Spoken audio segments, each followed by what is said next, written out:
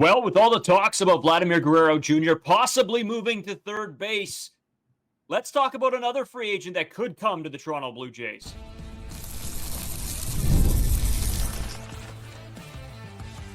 You are Locked On Blue Jays, your daily Toronto Blue Jays podcast. Part of the Locked On Podcast Network, your team every day. Welcome back to Locked On Blue Jays. Thank you for making Locked On Blue Jays your first listen every day. We are free and available wherever you get your podcasts and on YouTube. Part of the Locked On Podcast Network, your team every day. Today's episode is brought to you by Game Time. Download the Game Time app, create an account, use code LOCKEDONMLB for $20 off your first purchase. As always, I'm Braden Uwasco. He's Carter First. You can find us on Twitter, Braden5 Uwasco, Carter First too, as well on Instagram and TikTok at Locked On Blue Jays as well. If you're new here to YouTube or you're listening anywhere else, we'd appreciate it if you dropped a subscription to the YouTube channel. It does help us out, and it allows you guys to watch the shorts, the live streams, all the episodes of the podcast, the videos, sort of an all-encompassing hub. So make sure you do drop that subscription there. It is free. You might as well do it. As well, we have the Discord link down in the description. If you guys want to join that, you are more than welcome to. We can talk Blue Jays on there any time of day as well. It's still Movember. We're still doing it. The boys are looking... it's coming in anyway. And so you guys can go donate there. If you're listening to this podcast, it's a great place to donate. They do some really great work. So make sure you guys go in and donate there. Just in saying all of that, sort of now that we have the basics covered, we got to talk about Paul Goldschmidt. We have to talk about him. He's been sort of, rumored, and there's been rumblings of the Toronto Blue Jays. Is it a good idea? We'll get into all of that. And then, of course, the rookies of the year. We got to discuss, sort of give our little thoughts on. We'll get into everything sort of all-encompassing around Goldschmidt. First, though, Carter, this is the one that, me and you sort of, early into the offseason, or maybe it wasn't even the offseason yet, we were throwing back and forth a little bit. Hey, is it a good idea? Is it not a good idea? Let's just kick things off. What do you think sort of as an overall of Paul Goldschmidt? I know a lot of Toronto Blue Jays fans probably aren't going to like this idea because it goes along with exactly what's been happening in the last couple of seasons. You sign a guy that is coming off a little bit of a down year at the end of his career. Again, all the accolades won't go over them, but I don't think fans of the Toronto Blue Jays are going to be too inclined to sign guys that are 35 plus years old, especially when you have a free agent class with so many younger guys, so many guys that could make an impact on your Toronto Blue Jays for a very long time. Well, let's go over Paul Goldschmidt. 4 Gold Gloves, 5 Silver Sluggers, 7 All-Star appearances, and then was the National League MVP in 2022 in his age 34 season. That's only 2 years ago. 2023 happened, obviously, and then 2024 got a lot worse. And he will be 37 by the time spring training rolls around. 8th round pick from 2009. So he has been around the league for a long time. I'm going to go over his stats amongst active players, and I'm going to kind of give my take on that after. He's tied for third in home runs at 362, second most RBIs at 1,187, and the second most doubles at 446. Well, these all are good in theory, and it shows how good Paul Goldschmidt has been throughout his entire career. That does not matter for his next season. The Toronto Blue Jays, if they do sign him, we'll get into the contract again a lot more later on. But if they do sign him, it's not going to be a long-term contract. Jesus. You're not going to be worried about how Paul Goldschmidt was at his age 27, 28 season, even his age 32 or 34 season where he had that MVP. You're worried about where Paul Goldschmidt is right now. So I'll throw it back over to you to go over some Paul Goldschmidt stats. Yeah, so Goldie posted a 1.3 WAR in the 2024 season, which is by far his worst, literally, since 2011. The first year he was ever in the league. So that shows you something right there. He also had 147 hits, 33 doubles, a triple, 22 home runs, 65 RBIs, 11 stolen bases, with a batting average of 245, an on-base percentage of 302, a slugging of 414, and an OPS of 716. And as I look over those numbers, Carter, and they're not the worst thing in the world, don't get me wrong. I think Paul Goldschmidt as an addition is not terrible. I think you probably know that he's going to be on the decline. Will he hit 20 home runs again? Who knows? It'll be close to that probably. And we've seen guys on the Toronto Blue Jays team this year that have worse stats than those by far. The problem is if we're only looking for a slight upgrade as, what would be eventually a 38-year-old Paul Goldschmidt, I don't know. To me, that just seems like you're taking another George Springer shot. This is a worse than George Springer shot. this is getting a guy that's older. And don't get me wrong, I don't want to take anything away from Goldie. He's had an amazing career. But at this point, he's not the guy. And I think this comes back to all of Blue Jays fans, including me and yourself, that understand that why are we taking a shot on him, a 38-year-old player, going to be 38-year-old player, when there are so many other options out there. And like you said, we'll get into the contract. But Carter, just looking over those stats, I want to go back to those there. The WAR, not as good as you want to see it, obviously. The worst WAR of his career since his first season.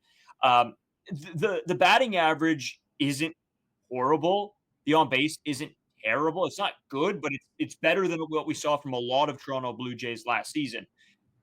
But is that enough? I don't think so. Well, we look at Paul Goldschmidt's season in 2024, and you look at pretty much everything. It's going to be the worst of his career. He had the worst walk rate of his career at 7.2, significantly worse than his average, a K rate at 26.5, worst average, worst OPS, only time he was under a league average OPS in his career. Again, you can look at anything. You can look at like hard hit rates. His hard hit rate actually wasn't the worst thing of all time, but you can look at just defensively. Any single stat you look at with Paul Goldschmidt, it's not very good. And here is a Paul Goldschmidt quote from his season with the Cardinals in 2024. This is probably the worst season I performed on the field in my career. That was disappointing. A good bit of the burden was on me. If I could have played how I believe I'm capable of playing, we could have won more games, and maybe this would have turned out differently. So at the end, he's just talking about not getting the contract extension with the Cardinals. The one thing with Paul Goldschmidt that, again, you could look at if the Jays were looking to sign him, that is a little bit of a plus here, is he was significantly better after the All-Star break than he was pre-All-Star break. .230, 291, and a slugging of 373 for an OPS of 664 pre-All-Star break. Post-All-Star break, you got more of the Paul Goldschmidt numbers. You got a 271 average, 319 on base, 480 slugging percentage for an OPS of 799. And again, just you could go over his April, May, June. It's all going to look very similar. Did not really get his footing underneath him. Could not figure it out for the first 3 months of the season. You look at his July, August, September, and it was significantly better. This is a guy that's very good at hitting left-handers. Again, you sign Paul Goldschmidt, you're probably going to get 20 home runs out of him. Didn't have a very good year this season. I don't really see it going too much under that. And we say it all the time on this podcast. There's only one home run hitter that had over, there's only one hitter, I guess, on the Toronto Blue Jays that had over 20 home runs. That was Vladimir Guerrero Jr. So if you can add any sort of power, that is definitely going to help. But again, just going back to what I said initially on this podcast, do we really want to put our faith in a guy that's going to be 37 coming to spring training? There's a lot of flexibility with Vladimir Guerrero Jr. going to third base, but there's also a lot more positions that need to be addressed rather than that first base position when you have Vladimir Guerrero Jr. that can play there, Spencer Horwitz. So it's really the betting piece here is, do you think Paul Goldschmidt is going to be more like the first half of the season in 2025, or is he going to be more like the second half of the season? And that is the question to debate. Well, and that's a fair ask. The problem is nobody has a crystal ball, and we don't know what the 38-year-old, whatever, 15th season from Paul Goldschmidt will bring. At the end of the day, you have to look at, okay, who's available? What does he bring to the table? And is it a position of need? And let's start with the position of need. And we'll get into this more so in the second segment as well. Position of need, is it? No. I think that this is a last resort option. If they do not sign a third baseman or a second baseman, then they want to throw Vlad at 3 to then open up more spots for a better bat. This would be the only case that I could see it realistic that they sign Paul Goldschmidt. And obviously, then they probably use Spencer Horwitz at 2 bag a little bit more. They use Vlad at 3 bag a little bit more, sort of spreading the wealth between those 3 guys at once. Sometimes they're going to be DHing. This is just not a position of need for me. I don't look at first base and think, oh, the Blue Jays got to go for somebody. I think Vladimir Guerrero Jr. should be your pretty much everyday first baseman, splitting some time with DHing as well. I really, at the end of the day, don't overly want to see Vlad at third. It's not the end of the world to me if it happens, but I just think that this is a completely useless signing. Going back to, my other points there, Carter, is this a good idea? I think is the overarching question. And I have to say no. I think there's more risk. Like the upside doesn't outweigh the negatives here. So I don't know. I understand the thought process. You've seen what he can do, and we've talked about the consistency throughout his career. Paul Goldschmidt has been one of those guys, very consistent. You almost can tell what you're going to get from him every season. at the end of the day, when does the floor start to drop off? At what age do we not see Paul Goldschmidt anymore? And it's just another guy, right? And I think that is the question of when are we going to start to see that big time drop off? Last year, to me, was the start. And by the end of the year, I guess I'll do a little bit of defending Paul Goldschmidt here. Again, the last 3 months, he's getting older. You would think he might get worse with age. Again, it's the same season, so it's an up and down season, but he got significantly better. And there's some stats that are saying that he did get a little bit unlucky in his season. Still had half of his batted balls hitting 95 miles per hour or harder. That suggested he got a little bit unlucky. Expected stats, he expected to hit 255. He actually hit 245, so it's not a huge increase, but it's an increase. Expected slugging was 450. His actual was 414. So there's a little bit of an increase there. And then with Paul Goldschmidt, again, you just look at the service time throughout his career, getting better throughout that second half of the season. But then the argument is, if you're going to go after a first baseman, why wouldn't you go after a Pete Alonso who's significantly younger, a Christian Walker who is significantly younger? Again, they're going to be more costly. So if you want to sign multiple free agents, maybe that's where you go this Paul Goldschmidt route. But one thing that worried me a lot about Paul Goldschmidt is how bad he was against off-speed pitches in 2024. In 2023, slugged 608 on those off-speed pitches, while only 241 in 2024. He was specifically bad against changeups and sweepers, and then just was not good against cutters either. Another bonus for Paul Goldschmidt is this guy's playing first base. He started 150 or more games in every single season since 2015, other than one. I think it was 2020 where he had some injuries. So this guy is going to be durable. He's going to play multiple games, and you're probably signing this guy as your long-term DH is what I would think, or the short-term DH, I should say. But he's going to play DH the entire season or the majority of the season. You would have Vladdy at 1. I think that would mean you move Spencer Horwitz to 2, and then you would have Paul Goldschmidt as your DH. Or you can move Vladdy at 3. There's multiple options that you would have. And I think we'll break that down a little bit more in the second segment. But we're going to take a short break and dive into some contract talks, just the overall fit for Paul Goldschmidt on the Toronto Blue Jays, and much more coming up. Today's episode brought to you by Game Time. As you guys know, I always talk about Game Time, one of my favorite apps, super easy to use, and they have the new Game Time picks. Makes it even easier to save more on sports, concert, comedy, theater, etc. They have their own pricing. Toggling this feature shows you the total up front with no surprise fees at the checkout. You know, what's hilarious is I just went to use one of my friends was telling me, hey, I'm buying tickets for this event. Are you good with buying it? He tells me a price, then he gets to the checkout, and it's way more than he thought it was going to be. And I said, okay, you know what? Here's the Game Time code. Go there, buy the tickets. He knew what the price was going to be. There was no surprise. It was less money. Can't complain with Game Time. They also have their seat views where you get a panoramic view from your seat in the app before you buy. They have the lowest price guaranteed, or Game Time will credit you 110% of the difference. Take the guesswork out of buying tickets with the Game Time picks. Download Game Time, the app. Create an account and use code LOCKEDONMLB for $20 off your first purchase. Terms apply again. Create an account and redeem code LOCKEDON MLB for $20 off. Download Game Time today. What time is it? Game Time. So, Carter, we talked a little bit about what Paul Goldschmidt brings to the table. The biggest question is, obviously, as it always is with some of these questions, is what's the price for Paul Goldschmidt? You know, that's always the big question. How much money is he worth? What are the Blue Jays going to have to shell out to get Paul Goldschmidt to come? Well, the Blue Jays would be looking at a one-year term, obviously. I don't think they're looking for anything more than that. And the price point right now looks to be $12 million, Carter.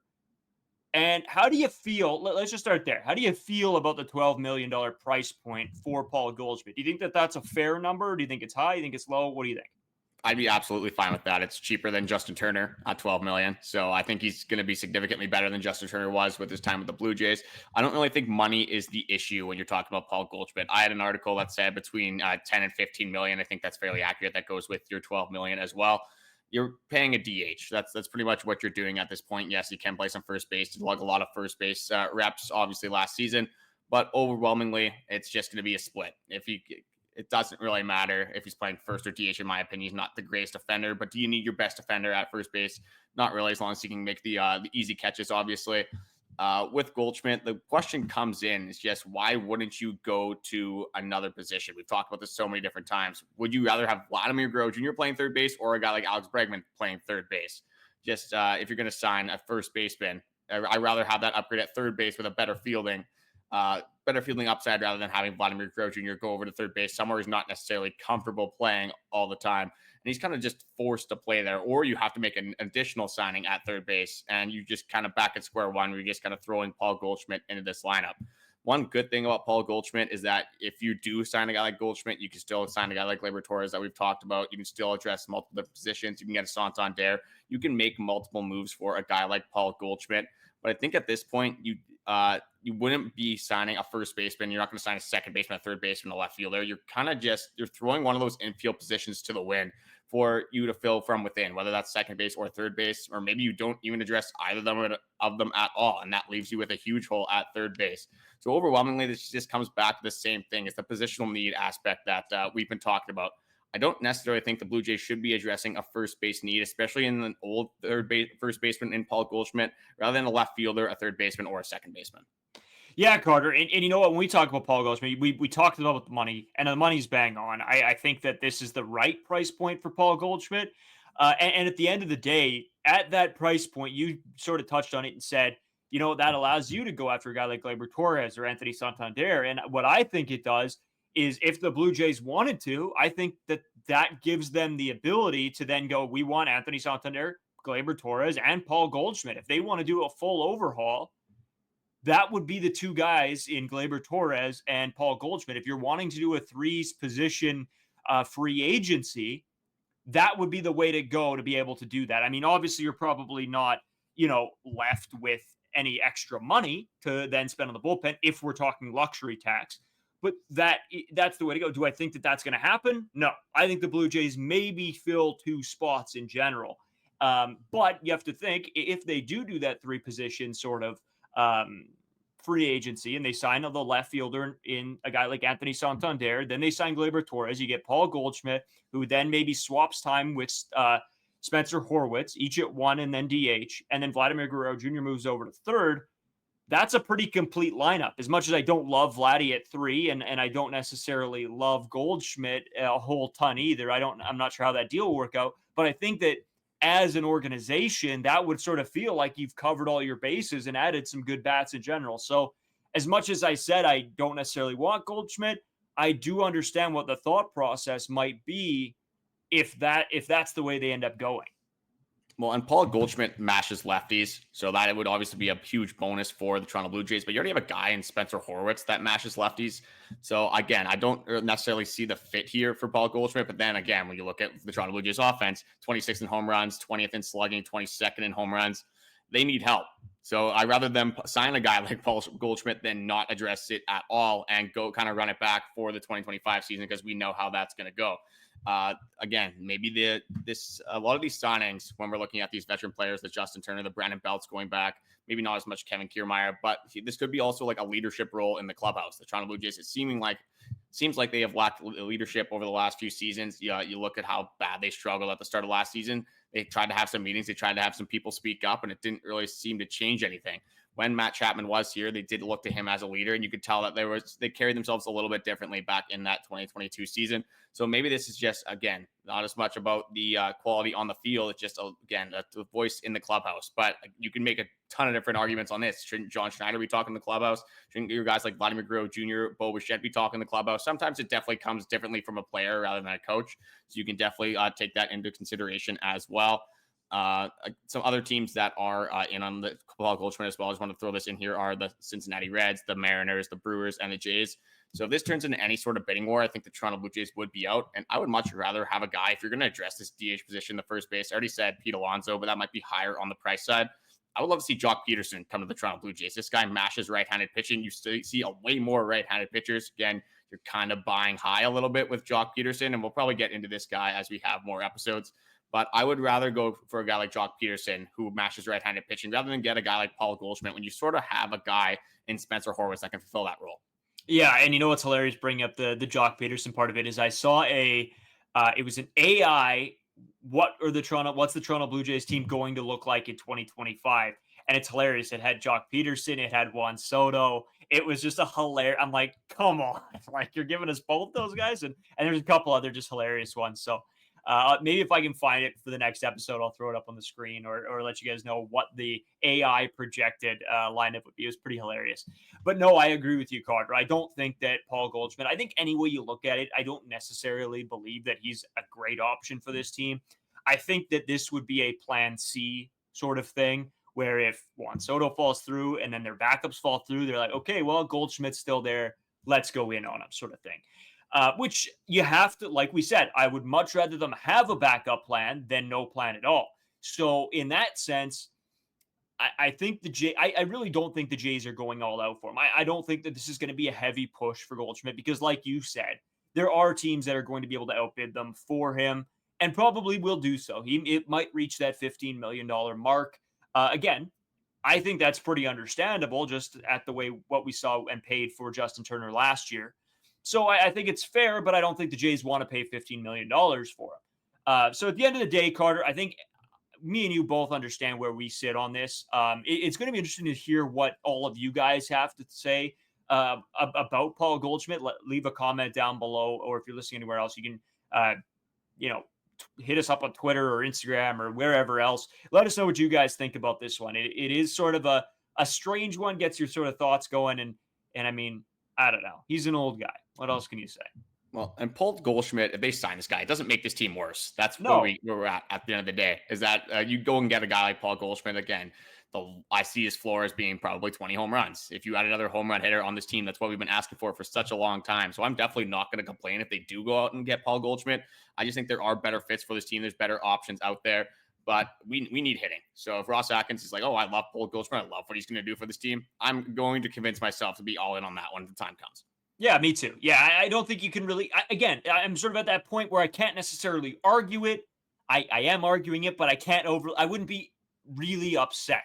It wouldn't be like the way that we were upset about IKF or a little bit the Kevin Kiermaier return, where it's like, what are we doing? And I think I would have a little bit more optimism and knowing what he can do and what he could put together. I could understand the thought process. I probably wouldn't be jumping over the moon, but it would be what it is. In saying that, Carter, we still want to get into the rookies of the year. So we'll take a quick break. Again, leave us comments down below. Tell us what you guys think. And we'll get right into the rookie of the year conversation. Today's episode brought to you by FanDuel. Get ready to tackle NFL action with FanDuel, America's #1 sportsbook, because right now new customers can bet $5, get $150 in bonus bets if you win. The FanDuel Sportsbook app gives you everything you need all in one place to place live bets on the NFL. Like I always talk about, it's my favorite place to bet NFL. I do it every weekend. And I have been doing well. I had a little bit of a dip this week, went 1 for 3 on my bets. Wasn't overly thrilled about that. The week before I went 1 for 3. The week before that I went 3-0. So on a little bit of just a not a cold, not a hot streak, but you can get those bonus bets, and that sort of supplements the pain that you can feel about losing. So when you get the hunch in the middle of a game, you can check out the latest stats, view live play-by-play, and so much more on the same page where you place your bets. Just visit FanDuel.com to join today. You'll get started with $150 in bonus bets if you win your first $5 bet. That's FanDuel, America's #1 sportsbook. So, Carter, getting into the Rookie of the Year conversation, just before we do that, brutal weekend, by the way. We didn't bring it up yesterday. Brutal weekend, dude. Oh, my God. We came off the weekend before. I think the Bombers won the West Final. The Jets were going unbelievable. I know you're not a big Jets guy. I sort of am. Still a Canucks guy, more, through and through. But, I'll cheer for the Jets, work for the Jets. So, I like to see them win. And then we go to this past weekend. Bombers get slaughtered in the Grey Cup. It was brutal. All you Toronto Argonauts fans, congratulations. That one hurt. 3 in a row. Blue Bomber losses, dude. Tough. Well, and it just comes back to Zach Collaros. Is he the guy for the job? Just the last 3 years in big situations has not come through. I don't care that his finger got cut in the fourth quarter, whatever it is, the third quarter. he looked horrible before that. He looked horrible after that. He threw a million picks. Don't really know what the reads were on a lot of these picks. I ended up turning off the game with like 6 minutes left. Couldn't end up watching the Bombers lose another one to the Argos. But it felt like that the entire year. You didn't feel like the Bombers were playing good football the entire season until that West Final where they gave you a little bit of that false hope. And then you go into the Grey Cup and get absolutely ran. So I'm interested to see how many of you guys watching are actually Toronto Argonauts fans. The common thing among the league is that Toronto doesn't really care about the CFL. So I'm curious if that's just a rumor or if that has some factual standing to it. But yeah, I'll throw it back over to you for the last thoughts about the Bombers, because I'm not going to be thinking about them for a little while. Yeah, well, see, that's the problem. I was at work because we cover the games on CJOB. And I just, the whole hope, like I said, right from the first quarter, something didn't feel good. I sort of felt like this game was going on the toilet. Really, I think the only good player, well, for one, they underutilized Brady Oliveira. They overutilized the three, rushing three. They should have sent the house a few times. They didn't. And the only player that had a good game, I think, outside of maybe Brady Oliveira, is Willie Jefferson, who, if the Bombers would have won that game, would have been above and beyond the MVP. 2 sacks, a pick, like just a great day from the guy. Was wearing his jersey, so shout out Willie. But besides that, Carter, I think let's get right into the Rookie of the Year conversation. Yeah, I think we'll start in the AL with the Yankees winner. The Yankees can't win the World Series, but congratulations, you guys got the Rookie of the Year. And I think this was pretty deserving. Luis Gil had a great year, Rookie of the Year, beat out Colton Cowser, who finished second in voting, and then Austin Wells finishing third. Luis Gil, I'm not really going to get into stats too much with either of these two guys, but with the Yankees rotation at the start of the year, you don't have Garrett Cole. Nestor Cortez not really finding his footing the entire season. Rodon pitched better down the stretch. Clark Schmidt had a good year. But Luis Gil was going to be needed to be relied on, especially early on the season, and he pitched very well. He looked really good down the stretch. I think he pitched a little bit in the playoffs for them as well. Not as much in the big moments, not going to say. But again, it's a rookie. He's 26 years old, still older than Vladdy. You'll love to see that as well. But yeah, I guess I'll throw a little bit of congratulations to the Yankees for probably the only time of the offseason for this one. No, I'm not even giving them that. No, that sucked. Tough. Anyway, let's move on. Enough talking about the Yankees. I didn't even want to hear it. Paul Skeens, my man. Paul Skeens. You could have seen this coming from day one. He was just disgusting all year. With the way that guy pitches, the hype around him, everything about it was just perfect. It was a perfect rookie season. I absolutely loved watching him, and it's I hate to say it, but I mean, good for the Pirates too. They needed something, right? You got to give them something. Well, now they got Jared Jones there too. They might have one of the best young 1-2 punches I've ever seen, actually, which is crazy for the NL. I'm going to come with a little bit of a bold take here. Okay. I honestly think that Paul Skeens, Jackson Merrill, and Jackson Chourio are better than all of the AL Rookie of the Years. I think if they would have had a complete league, I think that you're not even talking about Luis Gil. You're not even talking about Austin Wells. You're not talking about Colton Cowser. These are the top 3 rookies in the league. And yeah, I agree. I agree. You know what? I did like Colton Cowser. I had a weird soft spot for Colton Cowser, but besides that, no, I agree. I think the NL this year was so good with the rookies. And yeah, shout out that. But you know what? I can't stop talking about Paul Skeens. I was watching videos on him the other day of just like his pitches, the way he uses his misses is just so good. Like it is almost pinpoint. The place that Paul Skeens misses the zone, he'll go right back, and that's exactly where his next pitch starts. Like it is something that like I've seen done. Other guys can do it, but not everybody can do it that well. So big shout out Paul Skeens. And I mean, at the end of the day, the guy's just winning in all around life. So. Well, yeah, one thing you see with Paul Skeens is people see the 100-mile-per-hour fastball. They see the splinter, things like that, and they don't really give him the acknowledgement that he's such a good, like his ball intelligence is off the charts. Yeah. Like you said, just how smart he is with calculating where he wants to throw pitches, what sequence he wants to throw pitches. People get very lost in the velocities and just the overall, just physical dominance that he's persuading and demonstrating on the mound. They kind of get lost in how ball smart this guy actually is. So again, wish Paul Skeens was on the Toronto Blue Jays. Probably never going to happen. Let's say, no, I'll just say it's not going to happen. But it's always fun to fantasize about pitchers like that. And maybe the Toronto Blue Jays can get a prospect maybe in this draft coming up where they are in the draft lottery. Yeah, it should be an interesting one. That'll be something we'll probably look out to. Again, the only problem with baseball is most of the time you're probably not going to see these guys for 4, 5, 6 years. So it's tough. You get excited about a guy like Trey Savage. Like I was pretty hyped up about it when the Blue Jays got him, but probably won't see him for a few years yet. So it's sort of the you take the good with the bad. You realize, you get excited, and you realize, oh yeah, whatever. We'll see him. Well, and unfortunately, Trey Savage is not going to be Paul Skeens. Will be the first No, to say it. no, Sorry no, to absolutely rain not. on your guys' parade, but yeah, we don't have Paul Skeens in Trey Savage. Not to take away from Trey Savage, I really hope that he does work out. But Paul Skeens is just a generational talent. Absolutely, yeah. And I was definitely not saying that he was going to be. But I didn't mean to make it seem like that either. But yeah, no, it's all good. But in the sense that, like, this year, the Blue Jays are probably going to get a better pick. And even if they do, unless it's the first overall pick, you're not seeing the guy for a few years. So it's sort of a whatever. I don't know. You've had some pretty wild takes. I wouldn't be surprised if you say Alek Manoah is better than Paul Skeens by the end of next year. We'll see how things come through fruition. When he makes a comeback next season and is absolutely electric and becomes the number 2 guy again on this team, I will be pumping his tires unbelievably. But we'll guys, Bowden Francis, obviously. We'll get into way more. Bowden Francis, Alek Manoah, everybody coming up, and of course our season in reviews. We'll also take a look at them moving forward into 2025. So make sure you guys stay tuned for those episodes. They'll be coming out. The Alek Manoah one is going to be crazy because I know there are so many people with different takes. We might actually try to get 2 guys on that we know. I know one guy is like super Alek Manoah, he's the best. The other guy hates him. Maybe we'll have to have both of them on and just have them battle it out on the podcast. We'll have to wait and see. But Carter, besides that, my guy, anything else before we get out of here on this Tuesday?